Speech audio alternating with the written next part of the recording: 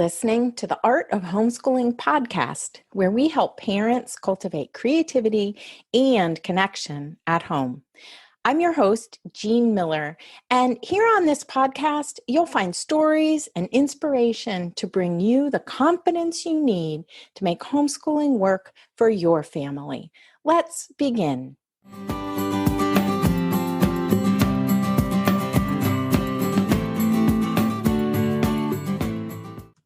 Well, hey there, and welcome to this episode all about finishing your year strong, finishing your homeschooling year in a way that you feel good about. So for many of you listening, the end of your homeschooling year is in sight, and this can cause a myriad of feelings, right? Today, I want to give you 3 questions that you can ask yourself to help you simplify, help you focus on what's most important, and let the rest go. That way, you can finish your year strong. So here's a hint. Letting go is never easy, but I encourage you to stay out of that prison of all or nothing.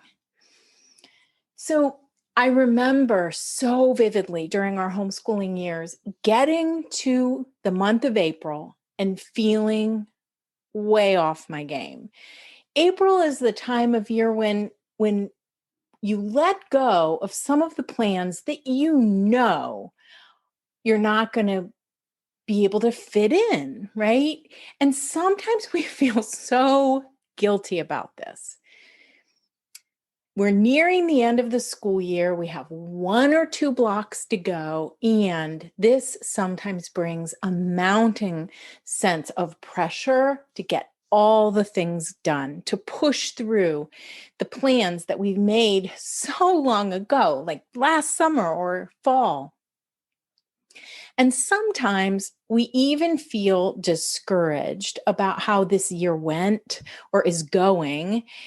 And we really want to just throw in the towel completely, to scrap all the plans, slide into summer, and start a better plan for next year. Have you ever felt that way? Maybe even start to go curriculum shopping for next year, because that's way more fun.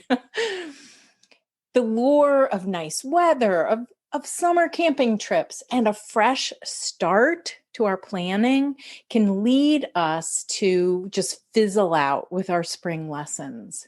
But there really is a better way. We can let go of some of the things intentionally and let learning unfold in a simple, natural, gentle way in other areas. So I have 3 questions for you. And these 3 questions that I'm going to share with you can really help you decide what to focus on, what's possible, and how you'll manage to finish the year in a satisfying way. Recently, in one of my Facebook groups, a mom asked, "How do you catch up?" She said, "We've fallen behind with our main lesson blocks, and I'm not sure if I should try to catch up or keep chugging along and school into the summer. I'm not even sure how you catch up when teaching blocks." So the truth is, you can't really catch up in like the full-blown way that you initially envisioned. And I do not recommend homeschooling in the summertime because we all need a break. Summer is a natural breathing out season. But you can regroup and discern how to tweak those plans. So the question is, it's really not how do I catch up, but what can I let go of? And asking yourself a few questions will help you decide what to let go of and what is important to focus on in the remaining weeks. So here are the 3 questions to ask yourself so that you can make that call. Number 1, what developing skills are most important to continue working on throughout this spring. Maybe you had a math block planned, but your child's on the cusp of reading and about to have a breakthrough. So you may need to put your math block plan aside and focus on simple reading and summarizing for a block. If your child is working from workbooks, how close are you to finishing the book? And how realistic is it to try? Or can you let that go until next year? Like let it carry over, take a break and let it carry over into next year.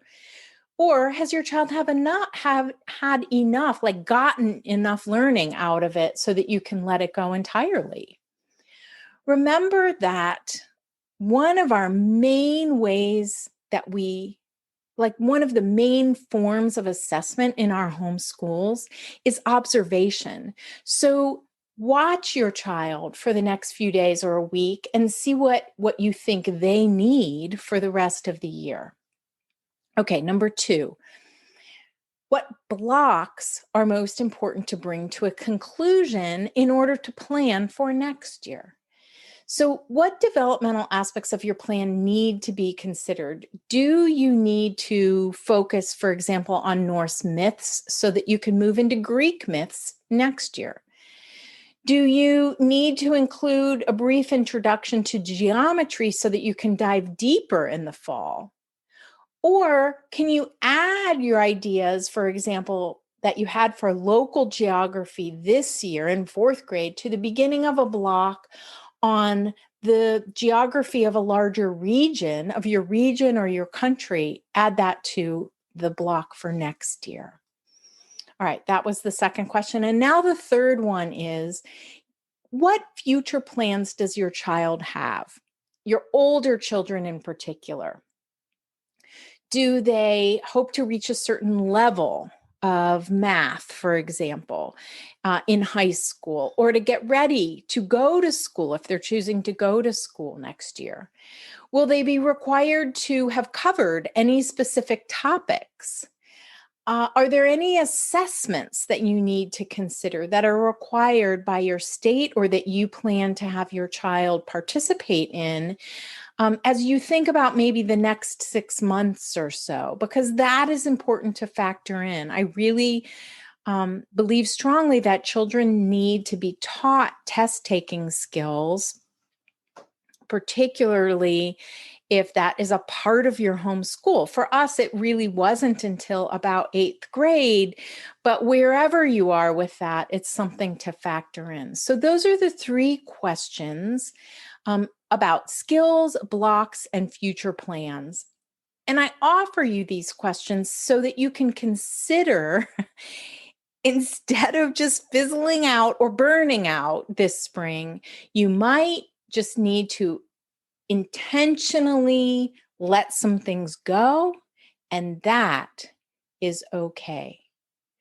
I always found that in April, I would feel anxious. I would feel like we didn't do enough. I would feel like so many of my plans I'd let go of. And then May would come, and by mid-May, I'd start collecting my child's work for the year.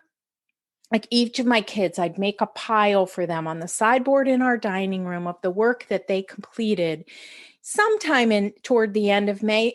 A few years it was the beginning of June, but every year once I started doing that, I would see, look, we really did more than I thought we did.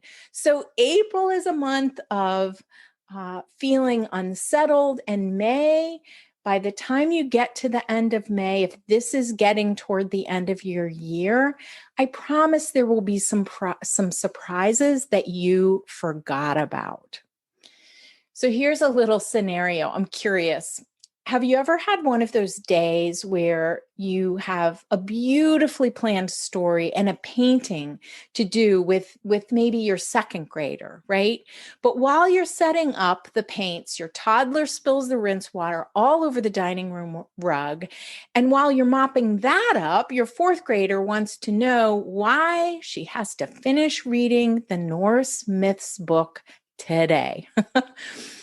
But then while you're cleaning up, all three of your children start playing with the farm animal set and acting out a fable that you told yesterday during lesson time. And suddenly you realize that learning is taking place in your home without your perfect main lesson block plan. Life is most certainly full of distractions, challenges, and interruptions that can derail us and our plans. And I'm not suggesting that you lower your expectations. What I am suggesting is that you learn to be more flexible with your plans and that you learn the imperative skill of recognizing the progress and little wins that are taking place in your home every single day. Because the truth is, we can't really catch up, but we can regroup, we can refresh our plans. So remember that, for example, you can share some stories from missed blocks that you didn't get in this year with your children, either as bedtime stories or couch time as a family, read aloud time. And I want you to also really recognize that transitions in life, interruptions that to your day-to-day life, they're usually very educational for your children.